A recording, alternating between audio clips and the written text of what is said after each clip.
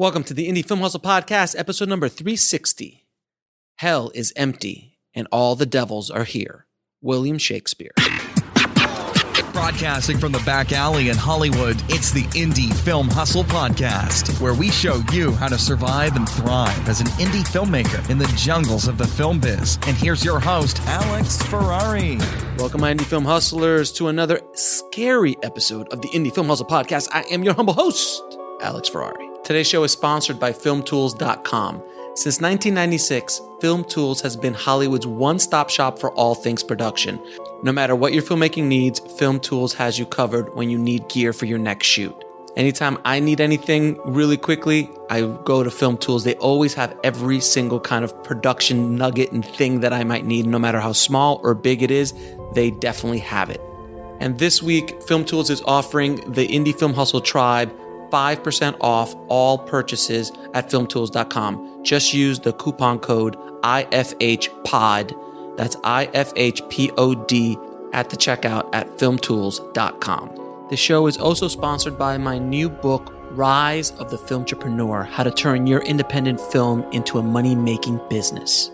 In it, I discuss how to actually create the filmtrepreneur model and how to make money with your film or films and do it again and again so you can actually build a successful career and business. So if you want to pre-order the book, head over to filmbizbook.com. That's filmbizbook.com. Now, guys, today we are completing our Halloween week with our guest today, Cody Meirick, who is the filmmaker behind Scary Stories, the documentary. Now, this documentary is based on the wildly successful Scary Stories to Tell in the Dark, and it is a very, very popular IP or intellectual property that no one had really done anything with, and no one had ever really done a deep dive into the history, the lore of how these stories came to be and the popularity behind them. And it's only, it's one of the most banned book series of all time because of the scariness of them, honestly.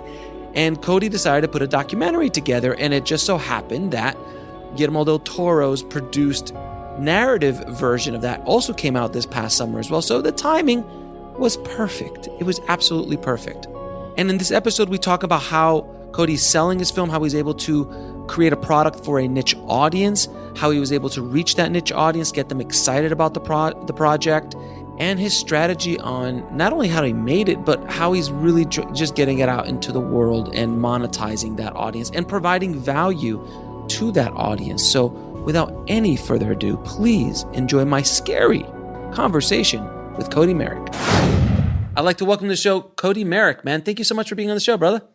Thanks for having me. Appreciate it. So we're going to talk about your documentary, Scary Stories, today. But first and foremost, man, how did you get started in the film business? Sure. So I started. So I was always the creative type, and for a long time I wanted to be a writer. I guess I've thought back and realized back in my 20s, I spent wanting to be a writer, a novelist, right? And it's because I always had this creative side. And then around the time I turned 30, right before, I moved to Chicago, got a job with an education nonprofit where I work to this day, running a website. And nowadays, a lot of times running a website often involves creating content. And in this case, creating media, creating videos, web content, instructional videos, that sort of thing, right? And so I kind of learned a lot over the course of time working there, becoming a halfway decent editor, telling a story in 3-minute chunks in some respects.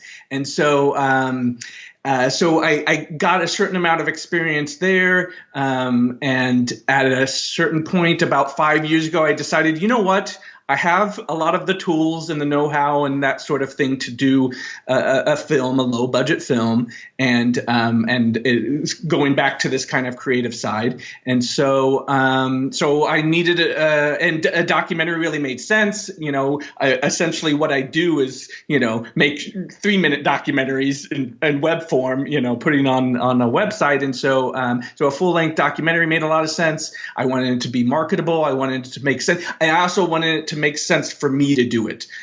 Having from an education nonprofit, talking about, and also with degrees in literature and that sort of thing, children's literature made a lot of sense. It also, first and foremost, I always would recommend, if you're going to spend the years to get off the ground your project, then have it be something you're interested in, have it be something you're passionate about, that sort of thing. And so this idea to do a documentary on this particular title made a whole lot of sense for me. And so,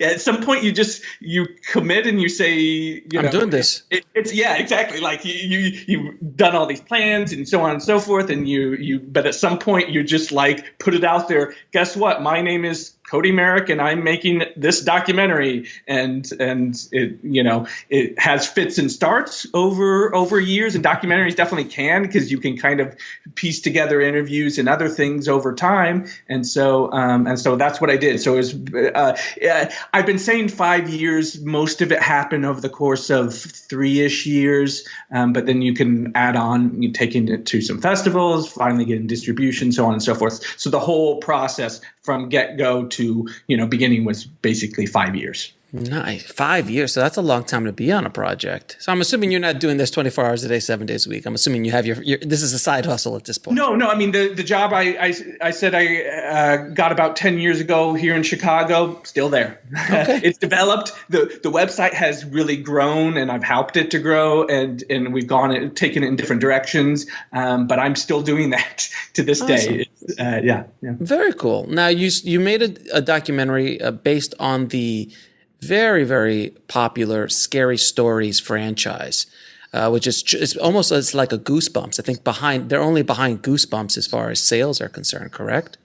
Yes, and the interesting thing, I did interview R.L. Stein, the author of Goosebumps, and he's kind of my celebrity. I definitely have some other fairly well-known people, but R.L. Stein's the one where it's like he's the Stephen King of the children's, children's literature. Everyone's pretty much heard of him, so he's a celebrity, right? And so, but these are a little bit different than his, because R.L. Stein's been interviewed about 1 million times.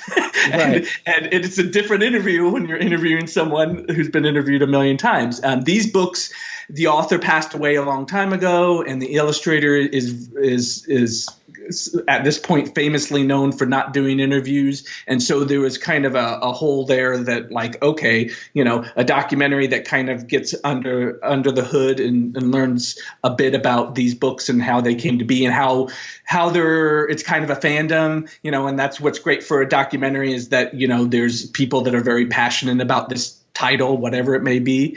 And then also you have the censorship piece. It's the arguably the most banned or challenged children's book of the last 40 years. Wow. I say children's book. The first decade that the American Library Association made a list, a decade-long list, was in the 1990s. It was number one on the list. The most challenged book of the 1990s was Scary Stories to Tell in the Dark. And it was still in the top 10. The last one wasn't published since 1991. And so, in between 2000 and 2009, it was still in the top 10. So it was still a very much challenged book, even though they were always in print, but, they weren't, they had become more of having a cult following and that sort of thing. And so this is very different than, for instance, a Goosebumps documentary, because there's a number of other components to kind of go down and channel your documentary into. Now, when you decided to go down this long and windy road of making this documentary, you had obviously in your mind, you chose a subject matter that is something that you can leverage. So you're leveraging the Scary Stories brand. You're also leveraging the audience for Scary Stories, which is over 7 million books, if I'm not mistaken, have been sold. And on top of that, how many more have been read? So you're talking about millions. This is a very large niche audience, but an audience that you could arguably target if you wanted to go after them through Facebook, through other ways of cultivating that audience. What were some of the ways that you did cultivate an audience or plan to target this audience with your film? Sure. We'll be right back after a word from our sponsor. And now back to the show. It takes time, but I also run the social media for the nonprofit I work for, so I've got a lot of experience with growing an audience on social media and that sort of thing, and targeting a audience, right? You got to stay active. You just got to, and each one is different. I remember I have a friend who is doing a podcast, totally not filmmaking podcast, just a podcast. Anyways, and he, I talked to him a bit about it, and you're still, no matter what, you're attaching yourself to a niche audience, and so you want to have a avenue and all the different platforms you're on to be constantly pumping out fresh stuff that people can like, people can share, so on and so forth. People are going to notice you because you're pumping out new information. How do you do that? Well, each one is different, but I can guarantee you any documentary that has a topic, I can tell you what the niche is, right? What's the one you usually use? Vegan chefs. Yes, the vegan chef. Yes, vegan chefs. Well, there you go. I mean, you wouldn't want a documentary topic that's just food. It's way too broad. You're competing with websites and social media that it's and shows and networks. Yeah, networks, exactly. Now start to niche down. Okay, vegan chef. Okay, you know what? You can wrap your head around that. There's people sharing things around being a vegan. There are people who've written books about being vegan, and I bet they would like to be promoted. So you promote them, and then when your film comes out, they're gonna, oh yeah, this is the person who shared my thing, so on and so forth. And so did you do that with this? Did you do that with this movie? If someone's been following me on social media for a while, they know I'm just incredibly active. With this particular one, the art, the illustrations from the book have become incredibly well known and beloved by many people. People get tattoos of the art. People do adaptations of the art, but then in a different style, or they make claymation things, or I don't know. There's a million things where people are kind of paying homage to the art. I guarantee you, in the past 5 years, if you made something I probably shared, made something related to scary stories to tell in dark, I probably shared it. Also, it's all based in folklore and urban legends, so there's a lot of kind of fun, interesting avenues you can go down, just to pick one story, pick one single story from it, and I've probably shared some kind of tidbit about that story at some point, so on and so forth, on different social. I mean, it's just being really active, constantly pumping out stuff related to your topic, and people will like it, they'll share it, they'll comment on it, so on and so forth. It's a hustle, but I, just leading up to my first crowdfunding campaign, I spent 9 months building it, and I've been building it ever since. But I told myself I need 9 months to even build a little bit of an audience for that first one, which I did. And how did that crowdfunding campaign go? It went okay. I mean, I definitely have a love-hate relationship with crowdfunding at this point, which is to say, I know it's a perfectly valid way to go, and I won't say I won't do it again for sure. I definitely can't say that because maybe I just need to. That said, so the first time I raised over 7,000, and then the two subsequent times I raised around 2,000 each. So I raised somewhere in the 12,000 range over the span of 3 campaigns. It happened, at different points of the production. So the first time I just had mostly a video pitch. I didn't have a trailer. The second time I had a trailer. Third time, so on and so forth. I mean, you try to, give them something new each time you're doing it. That said, each subsequent time, number one, the first one was the most successful because no one had ever thought about doing a documentary about scary stories to tell in the dark. It was the coolest idea ever, and people loved it. I didn't have a very good pitch. The pitch video was actually, I look back and I don't like it, but but I didn't have enough for a trailer or a proper trailer, and so on and so forth. But just the very idea got me some press. I got mentioned on some very major websites just with the very concept of doing a documentary about these books. And so then subsequent ones, it dropped off, because I was hitting a certain amount of the same audience I was before through social media. I'd been building it, but still it's hard. And then also it's not a new idea anymore. So,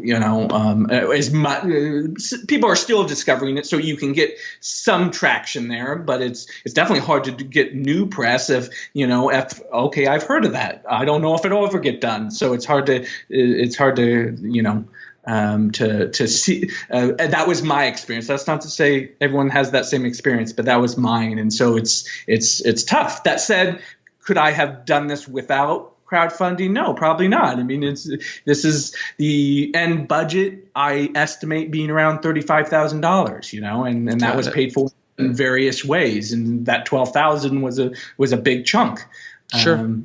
Yeah. All right. Now, a lot of people think that you need permission or you need the rights to do a documentary on a known subject.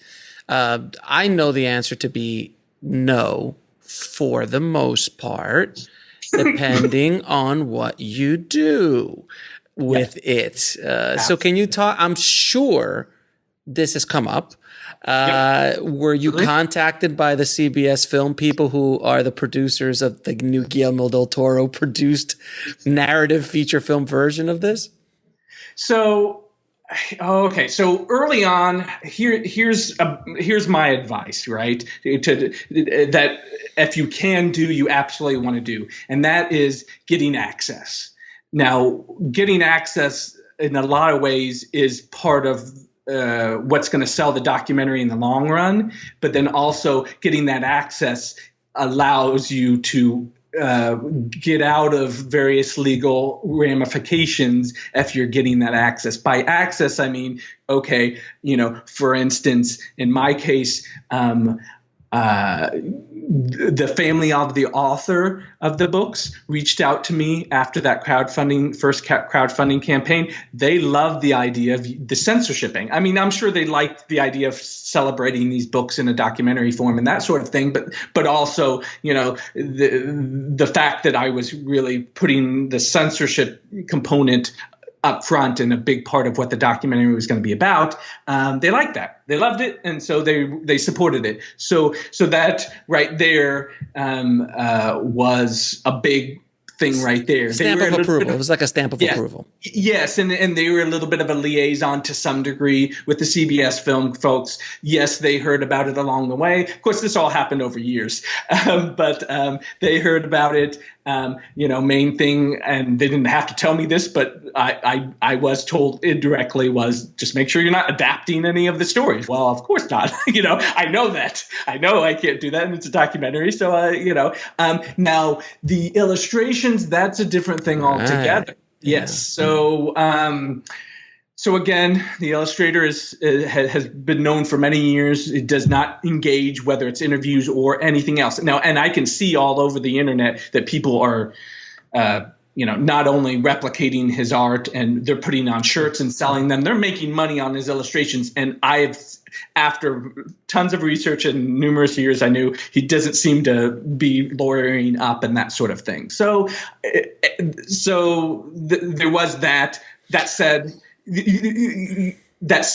the tricky part definitely with a documentary is, let's hope no one even tries to get a lawyer, right? And definitely because so you want to keep everyone happy. You want, and if you're doing a relatively positive spin on it, then you're relatively safe, which is to say, you're safer than not. It's not like I'm attacking these books or attacking an IP, that for some reason, then you're going to get into all kinds of possible ramifications and legal and all that stuff. That said, I mean, there's definitely a nuts and bolts part of it as far as, okay, I don't have permission to use these illustrations, but I use them throughout the documentary, but people are talking about it's illustrating a point that someone is saying, so on and so forth. I mean, there's a nuts and bolts way of editing it, so you're pretty safe.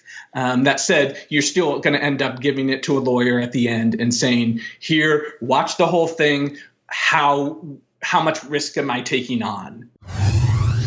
We'll be right back after a word from our sponsor. And now back to the show. Right. I do, and you, yeah. I mean, one thing I would recommend is, if you can, especially with a documentary, it's a bit easier, get a fiscal sponsor. And that really helped, because I don't know how much I could afford the legal fees that I needed sporadically. And I was able to get them for free because I got a fiscal sponsor and went through channels to get that. And so that was very helpful. You're always taking on a certain amount of risk. I mean, I don't know. Every film is risk, right? I mean, you do the consent process as best you can. Documentary, you're definitely lessening your risk all along the way by doing proper consents and so on and so forth, and jumping through hurdles and getting certain things signed from certain people and stuff like that. That said, I was told by another documentary filmmaker some time ago, I mean, legally speaking, you can get away with a certain amount of seconds, and it's probably not going to get any traction. Anyone trying to say you can't show that. I mean, if it's brief enough, and again, you can wrap it in like the fact that people are talking about it, and you're showing something, that's illustrating their point and that sort of thing. Yeah, there's something called fair use, and there is a certain amount of that. But there's a film that I always bring up is Room 237, that documentary about Stanley Kubrick. Yes. Like, you watch that movie and they're just showing full scenes from The Shining. Complete, and they're actually not even showing full scenes of The Shining. They're showing full scenes of Eyes Wide Shut, and they're using it to demonstrate something else. But, and that movie didn't get sued. And I know it wasn't in a positive light. I mean, it made Stanley into this kind of recluse, crazy conspiracy theorist kind of thing. So it wasn't a positive spin on the film, on Stanley, on anything. So and you could see the very first thing they said, this is not sponsored or approved by anybody at Warner Brothers, anybody at this or that. But it got made and got released in a large way. But the one thing that they do in that movie is they never show a clip of a movie without someone talking underneath it. It's never like they just show a scene from The Shining. Like, they didn't do that. They basically always had someone talking under it. So it's all about how much you want to kind of go after it. How much. I mean, and that's what you learn about fair use. There isn't, if you're looking for some kind of rule, hard and fast rule, you're not going to find it. It doesn't exist. The hard and fast rule is get a lawyer and talk to them along the way, or definitely, when it's finished and you have a cut of it. That's the hard and fast rule, is honestly, and I guarantee you they talked to a lawyer and they laid out risks, and they were probably, I'm sure there still were risks. I mean, it's massive risks. There's still plenty of risk there. I mean, to some degree, you're going down the road of what you can do from the very beginning is choose a topic where you don't think anyone is going to have a problem with it, right? I mean, it all depends. Like, I mean, if you go, like I did, I went to the Sundance Film Festival and shot a whole film at the Sundance Film Festival without their permission, shooting while the festival is going on. And a lot of people are like, are you afraid of Sundance? I'm like, no, I really hope they lawyer up, because can you imagine the press on Sundance trying to crack down on an independent filmmaker to make a film about, basically it was a love letter to Sundance and Park City. On top of, it wasn't even negative, though I do poke a little fun. It's a parody almost of what it's like to be a filmmaker, though I think it's more of a documentary because it's so ridiculous. Yeah. But people were like, but that's not even a documentary, but it is parody. and parody is another world that you can get away with. So it's all, it's a real gray area, and it's all about the filmmaker and how confident they are that, you know, honestly, how ballsy they are. Because there's a lot of documentaries about subjects that the subject matter in the documentary doesn't want the documentary to come out. That's some of the best documentaries ever are about that, you know, or they, you know, so it's very interesting. So I was curious about that. And I wanted to get that out there because a lot of people don't, because this is a fairly known brand. It's a fairly known property. And, you know, it's kind of like if I want to make the Harry Potter documentary, which I'm sure there is. What I've talked about a little bit is this idea of early on having a plan for taking your documentary out of the realm of being a fan film. Okay. Harry Potter's a good example. I can turn around and make a Harry Potter movie tomorrow, but how is that different? How did I add value? How did I make it any different than anyone posting anything on YouTube and just throwing up there of random people talking about Harry Potter? Okay. And I really, there's a glut of movies in general, but there's a glut of documentaries that nowadays everyone and their brother has a documentary about every topic out there, right? Virtually everyone. And that's kind of the running joke is, now they're doing a documentary about this, or that, and so on and so forth. So you need to find ways to rise above that and say, okay, this is more than a fan film. This is more, I'm adding value. Celebrities, that's the go-to. If you can get some celebrities, great. Interview them. That's value because people like to hear celebrities talk about, whatever it is. B, access. Like I was saying earlier, if you have access to the story, a documentary that was making the festivals around the same time I was going around is a documentary about Monster Squad. Yeah, it's great. It's such a great cult favorite, right, of the 80s. And, but there's a lot of cult favorites. What set that apart? It was one of the kids in the movie doing the documentary. So he immediately had access to the quote unquote official story of that movie. So that I'm not going to turn around and make a movie about Texas Chainsaw Massacre tomorrow because I have no access. And how do I make that any different? Yeah, wasn't it like that other movie, the worst movie ever made? Or it was about Troll 2. Yes, exactly. And it was one of the people that were in it, So amazing. That, by the way, anyone who has not seen that documentary, it's so much better than the movie. I can't even tell you. Yes. I actually felt when I saw Troll 2, because I saw the documentary, and I'm like, well, I got to go watch Troll 2. And then I watched Troll 2. I felt a little bit of myself die inside. It was that bad of a movie. Yeah. Like, I love The Room. I can watch The Room all day. Yeah, and especially with a group of other filmmakers, it's even better. But Okay, so what was the distribution plan for the film, and what kind of window strategy did you have with it? So I did what you probably preach not doing, which is to some degree, hope for the best sort of thing. Go take it every step of the way. Take it to a few festivals. I didn't go to a ton of festivals because I do think, unless you're getting in the top 5 or 6, then you can definitely spend way too much money touring around trying to go to festivals. But I did a few, and then that resulted in several distributors being interested right around the same time, 3 in all, and they're all smaller distributors. I mean, there's a lot of them, right? And so that was very interesting and also very helpful because not that I'm going to go into detail here, but I did get to see kind of the quote unquote deal for several different of these smaller distributors, and that was an experience in and of itself. Just so I can kind of see, as much as you read here and there about it, it's still hard because even what you read sometimes are, examples of, I made a small movie, it was $1 million. Well, that's a different level, right?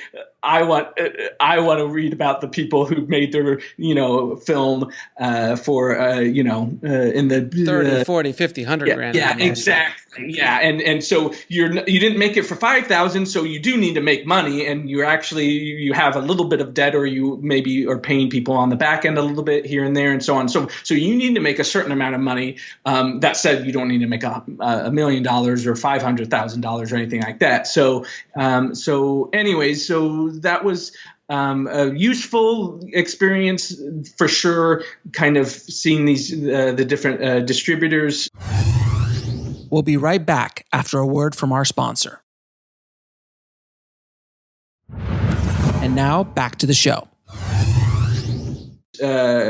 Interested in seeing a few deals, and I went with one of them for various reasons. And yeah, as far as, I kind of knew, inevitably a distributor contacts you. Okay, let's look at their library. Let's do some research. Let's figure out, okay, here are the other titles. Is how different and similar are mine compared to others. This was a distributor that was known for horror movies, lower budget horror movies. That not a big surprise. It's a documentary. I was mostly asking, okay, they have done some documentaries previously, but their bread and butter is more on the lower budget horror movies. And so, okay, with documentaries, a big thing is education distributors and that sort of thing. So I asked him a lot of questions regarding that. And but as far as the release and windowing, I wasn't surprised what we did, which is, TVOD over the summer and for about 4 months, and then and DVD as well in the middle of that, and then Amazon Prime, which it's on Amazon Prime now. But you windowed it out with the release of the narrative film by CBS Films. Yes. I mean, to leverage that a bit. Yeah, sure. Yep. I mean, why wouldn't you? Why wouldn't we? And how much that does, I don't know. It's really hard to parse things because I also hustled the heck out of it the entire time in all kinds of other ways. And I've been building all kinds of things, so on and so forth. And, and they hired a PR company, how much, they're, admittedly, how a smaller distributor works, they're going to put some, if you're lucky, they put some money into, pushing it for a period of time, and they definitely did. So it's a little bit of how whatever success comes, it can be difficult to parse. How much was it me hustling? How much it was the distributor actually putting some effort, and how much of it was just it was good timing, and so it was going to happen no matter what. Yeah, I'm not sure I'm not sure what kind of response you would have had 5 years ago if this film would have come out. Sure, absolutely. But from the get-go, as far as the adaptation goes, so I had the idea for this documentary 5 years ago, and I started to make a few spreadsheets, a couple lists, and that sort of thing, and then boom, announced CBS Films purchased the adaptation rights. Which means nothing. Absolutely. So 5 years ago, they put a couple writers that are long since gone. It's been in development for many years. And then so it could have never happened, which, my thing even back then was like, if it never happens, then my documentary is all anyone has about this. And so even if it never happens, then there's a benefit there, because it was obvious that people were excited. I could see, it was making news, and people on social media and so on and so forth were talking about, wouldn't it be great to have a Scary Stories to Tell in Dark movie? So those same people, in theory, will, get something out of a documentary that does something very different. And then, you've got the censorship piece, which really sets it apart from any kind of adaptation. Right, but I think also moving forward in the future, anybody who searches for scary stories, you are the second you're the second result from here until eternity, or as long as those films are up on those platforms. So that's not a bad place to do. It's like if you do a Back to the Future or a Big Trouble in Little China, as a call out to the two posters behind you, documentaries.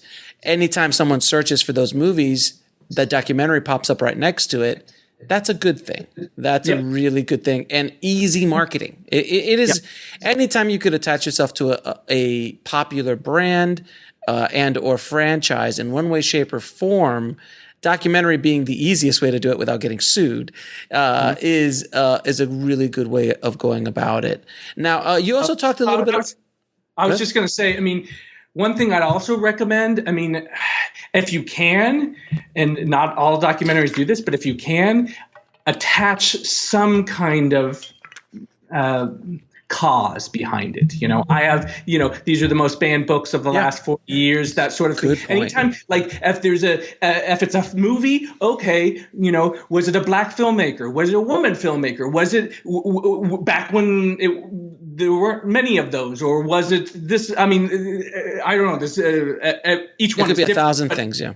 Yeah, it could be 1,000 things, but if you can add some kind of emotion to it in some way, some kind of cause in some way, shape, or form, I think that packages it so much better and says, okay, there's a reason for this documentary to exist. Because I think from the get-go, you have to make that argument. You have to say, why make this documentary? And so you have to, punch people in the face with the fact that there's a very important reason for this documentary to exist. And so attaching that cause is it's very helpful, and it also expands your audience. So people listening, you have a niche audience of people who like scary stories, but then all of a sudden you've got a whole brand new spill-off audience, which is just people who are interested in the concept of banning books or the subject of banned books and censorship and all that. So that's a whole other group that you can target, which is arguably fairly niche and arguably something that you could focus on. Whether they're going to want to watch a movie about scary stories, who knows? But there is a potential audience there that just by tweaking the documentary a bit, it opens yourself up to it. So why wouldn't you? It makes the documentary more interesting. Yes, and there's Banned Books Month, there's Banned Books Week, which is September, which leads into October and Halloween time. So it's like September and October is like my hopefully people will watch it any time of the year, but I feel like that time of year people are talking about banned books, and then they're talking about scary movies and books and that sort of thing. So it's any cause you have, you're totally right. You're kind of adding an audience. And you can focus your efforts towards, okay, do they have a day or a week or something, an event that is all about that? Then convention, that's something you can convention, whatever it is. And American Library Association is here in Chicago, and I've made friends with them and interviewed people with them and that sort of thing. So there's various institutions around that cause that you can really leverage, and you're totally right. You're hitting a slightly different audience than you were before. Now, I always propose, being a film entrepreneur, you always think about other product lines, other ancillary products that you can sell, other things you can do or services you can do. You're fairly limited in this scenario because you don't have the rights. So you can't make a t-shirt, you can't make a hat, you can't make a mug or anything that has the term scary stories on, because you don't own that brand. But, and I'm not sure if you have done this, but this is my unsolicited advice to you, since you have built up this audience that likes scary stories, why wouldn't you create an affiliate program with Amazon and sell scary story books, scary story merchandise, scary story, all that stuff. And you could easily put that up on your social media platforms, on your website, put a store together. So anyone who happens to find you or finds out more about Scary Stories, a documentary, if they go there, chances are that they might want to buy the book or buy a t-shirt, and that's something that you could just be an affiliate for. Does that make sense? Yeah, absolutely, absolutely. It's opening those doors, but I think that's an app. Hey, you got no argument here. I don't know. I'll have to look into it. Yeah, for sure. It's fairly easy to open up an Amazon affiliate account, and it's just an easy passive revenue stream that is 100% yours. You don't have to sell it. You don't have to, there's no deal with the distributor about it, nothing else. And when you have a brand as popular as this, you can create an online store being an affiliate that sells not only scary story stuff, but then you start thinking like, well, if I'm R.L. Stein books, Goosebumps stuff, you can start creating all these product lines and little categories of things that audience might buy. And if they click on, I don't know if you know how affiliate programs work, and I'll tell the audience is if they click on your link for the Scary Stories book and like, I really don't want that Scary Stories book right now, but I do need that inflatable mattress. Boom, they click and they buy the inflatable mattress within 24 hours if you click in that link, and you get, I think it's 5% or whatever the percentage is of that sale, depending on the product. And they could spend $1,000. I make a ton every month. We'll be right back after a word from our sponsor. And now back to the show. Specifically, like they just click in, they're like, oh, I really want to buy that book, but while I'm here, I'll buy my groceries, I'll buy that shirt that I wanted, I'll buy that camera package I've been looking for, or that lens, and you get a piece of that action. So it's a really great way to make a passive revenue stream off this documentary moving forward. Yeah, absolutely. I will absolutely look into that. That's good advice. Okay. So I'm going to ask you a few questions I ask all of my guests, sir. What advice would you give a film entrepreneur starting a project today? I'll go back to the message of my documentary, which is read, read a lot. I never went to film school, but I've read a whole lot of books about how to put together a movie, how to, modern distribution, so on and so forth. So I would say a lot of research and a lot of reading. I mean, just make it a priority to, I went through a period, I'm not doing it now, but I went through a period where I was watching at least one filmmaking documentary a month and reading at least one book, a filmmaking book a month for a long period of time. And I mean, I know a lot more and I'm a lot better at what I do because I made it a point to say I'm going to consume as much information as now you get to ingest it and then decide on your own, okay, how much of that am I going to take and how much, doesn't apply to me, so on and so forth. But just reading a ton makes a difference. Absolutely. Educate yourself as much as humanly possible. Put those tools in that toolbox. Yep. Now, what is the lesson that took you the longest to learn, whether in the film business or in life? I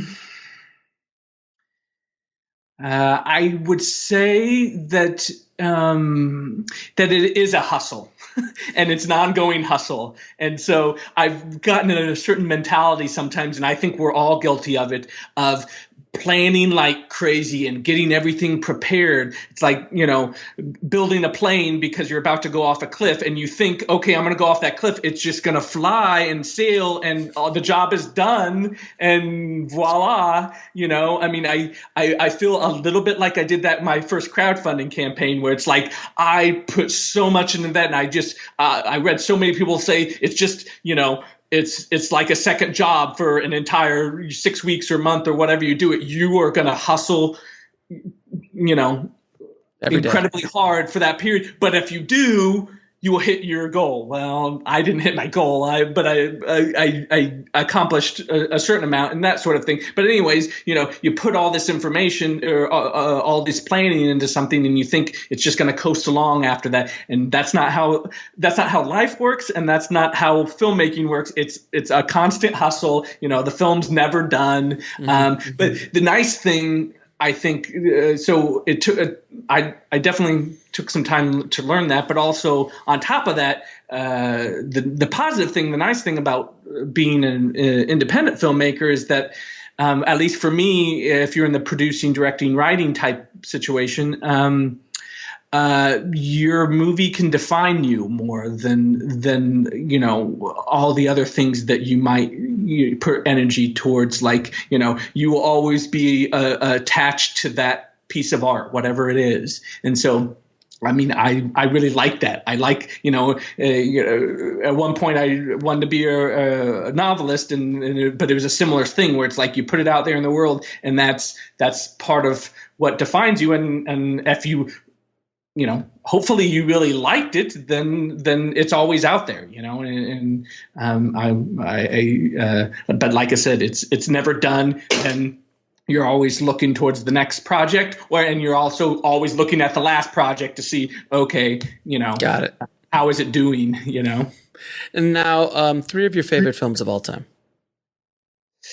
One of them I'll probably have to choose a Charlie Kaufman movie. Mm-hmm. Eternal Sunshine. Oh, cool. I love adaptation. Adaptation is one of my favorites. That's my number 2. If you caught me a different day, I might say adaptation, but today I'll say Eternal Sunshine.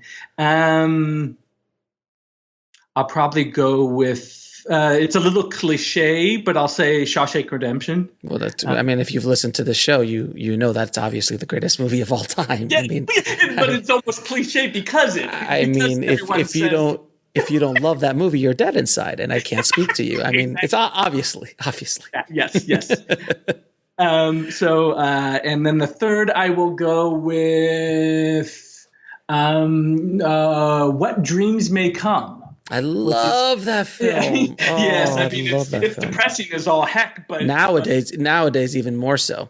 Yes. That's a movie, and for people who haven't seen that one, that's the one with Robin Williams about suicide and death, and it's rough. It's a rough. In hindsight, it's a rough movie to watch now, but it is beautiful, stunning. It won the Oscar for Best Visual Effects.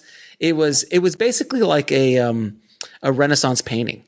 The whole thing was like a Renaissance painting. It was just gorgeous, beautifully done. Good choices, sir. Good choices.